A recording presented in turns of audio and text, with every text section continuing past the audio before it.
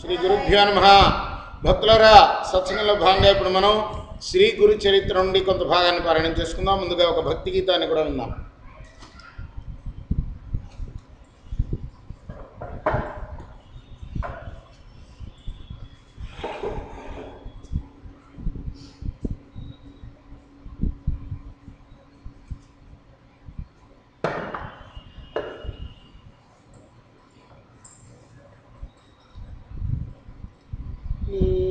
गगन घन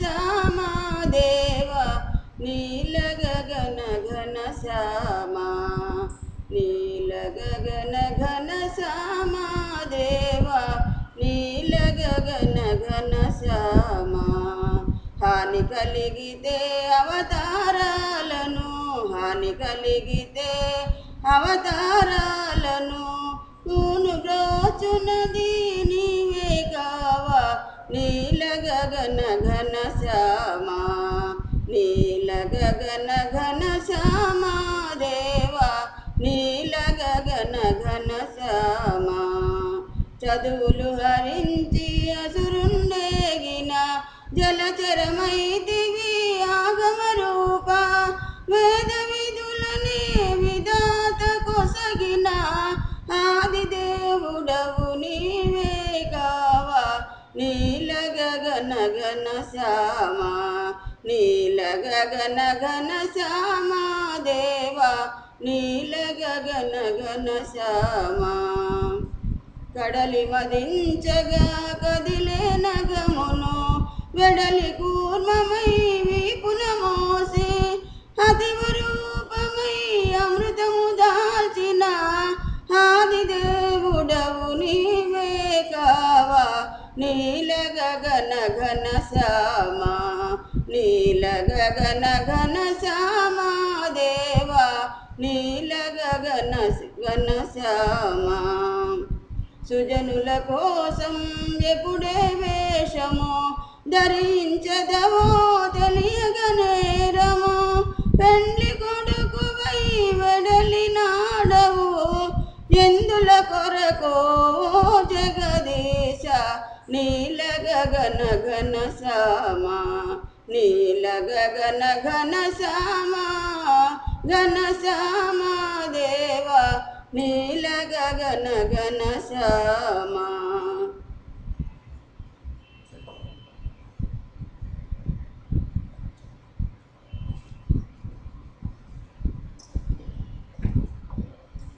శ్రీ గణేశాయ నమః. సరస్వతే నమః. గురుభ్యో నమః.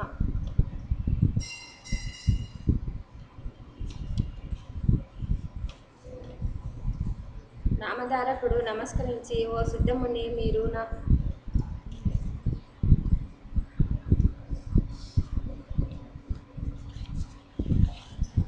నామధారకుడు మహాన్ భావ, భగవంతుడు కలియుగంలో కూడా 2 సార్లు అవతరించినంటిది కదా, వాటిని వివరించండి అన్నాడు. అతని శ్రద్ధాభక్తులకు సంతోషించి సిద్ధుడిలా చెప్పాడు. మంచిదే, ఆ కథలు వినడం వలన నీకెంతో ప్రయోజనము, అవి చెప్పడం వలన నాకు అలాంటి ప్రయోజనమే కలుగుతుంది కనుక చెప్తాను, శ్రద్ధగా విను. ధర్మాన్ని, ధర్మాత్మలను రక్షించి దుష్టుల దేశాన్ని రూపమాపడానికే భగవంతుడు తన లీల చేత మానవ రూపంలో అవతరిస్తూ ఉంటాడు. ఈ కలియుగంలో కూడా అలానే ఇప్పుడు మనం కూర్చున్న గంధర్వపురానికి తూర్పు దిక్కున దూరంగా పవిత్ర గోదావరి సమీపంలో ఉన్న పిఠాపురం అనే అగ్రహారంలో ఆయన అవతరించారు. పిఠాపురంలో అప్పలరాజు శర్మ, సుమతి అనే పుణ్య దంపతులు ఉండేవారు. వారు బ్రాహ్మణులు, ఆపస్తంభ శాఖకు చెందిన వారు, దత్తభక్తులు. వారికి ఎందరో పిల్లలు పుట్టారు కానీ అందరూ చనిపోగా 2 మాత్రమే బతికారు. వారిలో ఒకడు కుంటివాడు, మరొకడు గుడ్డివాడు. తర్వాత కూడా 2 పిల్లలు పుట్టి చనిపోయారు. నిత్యము భిక్షకై వచ్చేవారిని శ్రీ దత్త రూపాలుగా భావించి వారు భిక్ష సమర్పించేవారు. ఒక అమావాస్య నాడు వారింట్లో బ్రాహ్మణులను పిలిచి శ్రాద్ధకర్మ ప్రారంభించారు. అలాంటి రోజున బ్రాహ్మణ భోక్తలు భోజనం చేయకముందు మరెవ్వరూ భోజనం చేయరాదని శాస్త్రము. కానీ ఆనాడు బ్రాహ్మణులకు భోజనం వడ్డించకముందే వారింటికి దండ కమండలధారి అయిన ఒక సన్యాసి వచ్చి భిక్ష కోరాడు. శ్రాద్ధ కలాపంలో నిమగ్నమై ఉన్న ఇంటి యజమానికి సంగతి తెలియదు. ఇల్లాలైన సుమతి ఆ వచ్చిన సమయేంద్రుడు శ్రద్ధాభోక్తి అయిన పరమేశ్వరుడేనని, తమ కులదైవమైన శ్రీ దత్తాత్రేయుడేనని విశ్వసించి ఆయనకు భిక్ష ఇచ్చింది. ఆమె భక్తి విశ్వాసాలకు సంతృప్తుడైన యతేంద్రుడు యథార్థమైన తన దత్తాత్రేయ స్వరూపంలో దర్శనమిచ్చారు.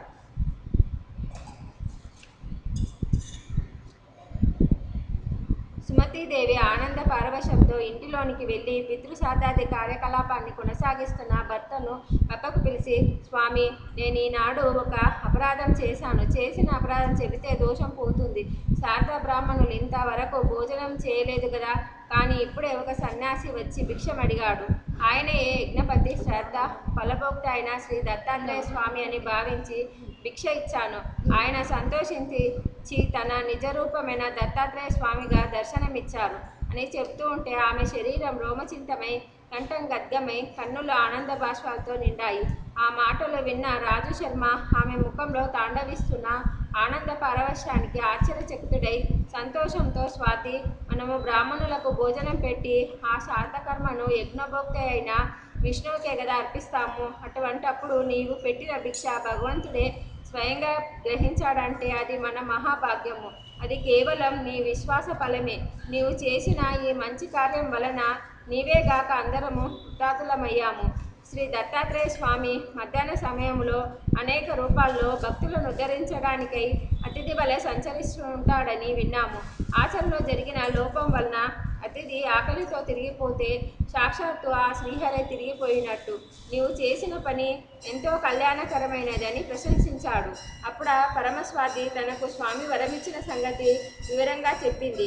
రాజశర్మ ఆనందభరితుడై, కళ్యాణి, నీవు మన వంశానికి ప్రపంచానికి కూడా మంగళకరమైనదే కోరావు. నేను ధన్యుణ్ణి అని ఆమెను మనసారా అభినందించి మిగిలిన శ్రాద్ధ కలాపాన్ని యథావిధిగా పూర్తి చేశాడు. త్వరలో ఆ సుమతి గర్భము ధరించి ఒక భాద్రపద శుక్ల చతుర్దశి నాడు ఉదయము శుభముహూర్తంలో కాలాతీతుడు పుట్టుకలైనవాడు అయిన భగవంతునికి పుట్టుకనిచ్చింది. దైవజ్ఞులు ఆ శిశువు యొక్క జన్మలగ్నము గ్రహస్థితి గణించి సాక్షాత్తు కల్పవృక్షమే వారింట వెలిసిందని, సాక్షాత్తు దత్తాత్రేయుడు అవతరించాడని అన్నారు. రాజశర్మ కలిగిన అదృష్టాన్ని పూర్వము అతి మహర్షికి ప్రాప్తించిన మహాభాగ్యంతో పోల్చారు. ఆ శిశువు పాదాలలో దివ్యచిహాలు మొదలైన శుభలక్షణాలతోనూ అపత్రిమాన తేజస్సుతోనూ ప్రకాశిస్తుండడం వలన అతనికి శ్రీపాదుడని నామకరణం చేశారు. నామధారక అది కలియుగంలో శ్రీ దత్తాత్రేయ స్వామి యొక్క మొదటి అవతారం. పుట్టినది మొదలు శ్రీపాద స్వామి శుక్లపక్ష చంద్రుల్లాగా అందరికీ ఆహ్లాదాన్ని అందిస్తూ ఆనందం చిందిస్తూ ముద్దులు మూటగడుతూ పెరిగి 8 ఏళ్ల వాడయ్యాడు. అతని ముద్దు ముచ్చట్లు తల్లిదండ్రులే గాక ఆ ఊరి వారందరూ తనివి తీరా అనుభవించారు. అతని పాదస్పర్శతో ఆ ఊరు, అతని జననము, బాల్య జీవితాల వలన ఆ పవిత్ర గోదావరి ప్రాంతము ఎంతో ధన్యత పొందాయో చెప్పతరమా.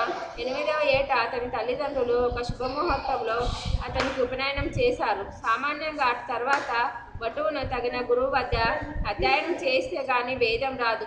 కానీ ఈ శ్రీపాద స్వామి తనకు ఉపనయనమైన మరుక్షణమే శిష్యులకు వేద పాఠాలు చెప్పి వెనుక శ్రీ దత్తాత్రేయ స్వామి సుమతీదేవికి ఇచ్చిన మాట యథార్థమని నిరూపించుకున్నాడు.